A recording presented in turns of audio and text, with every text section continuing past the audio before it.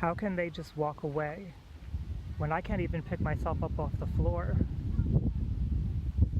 It's all an illusion. It's bad enough when you're already in pain and you're trying to heal to know that the person that you loved for so long is moving on quickly without you. And when a relationship ends and your ex moves on quickly, it can feel like there's something wrong with you, or like everybody else is watching maybe, and they're watching your ex move on, and obviously you're the person to blame. That's not true. That's an illusion. Let me explain why it's an illusion. Everybody feels pain when separating from somebody that they've bonded with. This is a natural biological experience that every human person has. What do baby birds do when the mama or the papa bird leave the nest and leave them all alone for a little bit too long? What do? They chirp, right? They try to call to get them back. Why are they doing this? Because they have a system in their bodies that when somebody they've bonded with leaves, they cry out, they panic. It's the panic and grief system. We're all pretty familiar with that, but we may not be as familiar with the grief side of the panic and grief system. And if the parent birds don't return to take care of the babies, they will be quiet, they will stop chirping, and they'll fall into what you could kind of think of like a depression. They don't move very much and they try to stay still. This is so that predators don't get to them so that they can survive. What's important to understand here is that every human being has this system in them, and it's possible that it could be malfunctioning, but for the majority of people, we all experience panic and grief when we are bonded to somebody and they leave us. This is the way it is, not just when we're children with our parents, but with every relationship that we have where we get intimate with someone. What this means is that what you're experiencing, all the sadness and the freaking out and all that, that's normal. That's how your body is supposed to react. Now, why has your ex not experienced this? Why have they moved on so quickly?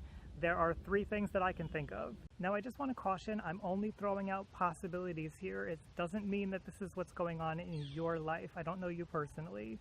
But one thing that could be happening is that your partner maybe never fully bonded with you to begin with.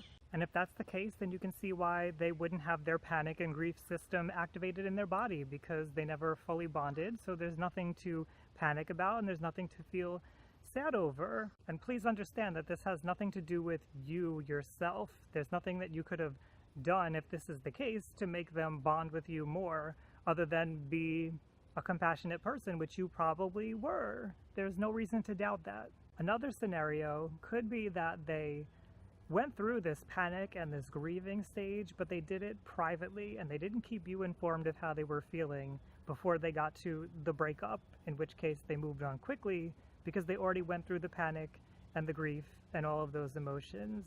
And the third thing that I can think of that might have happened is that they may be moving on in appearances, but they haven't actually moved on. They're coping defensively by hiding their feelings, the same way in the second scenario.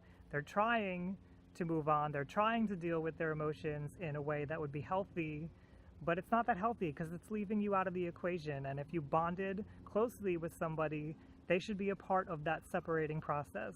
Now, this can actually be a blessing in disguise, because if somebody has not filled you in on how they're feeling, if they're not communicating properly with you, if they're moving on and being defensive, they probably weren't treating you that well in the relationship to begin with, and it's probably a good thing that you've separated. No matter how that I look at all 3 of these situations, I don't see how you could have done very much to make things better.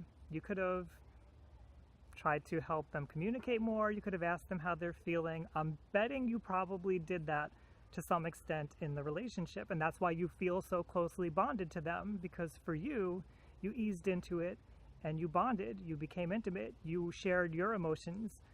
I'm not so sure that they did the same if you came to this video seeking answers. And so again, it's probably not the thing you want to hear right now, and I understand that because I have been through it myself many times.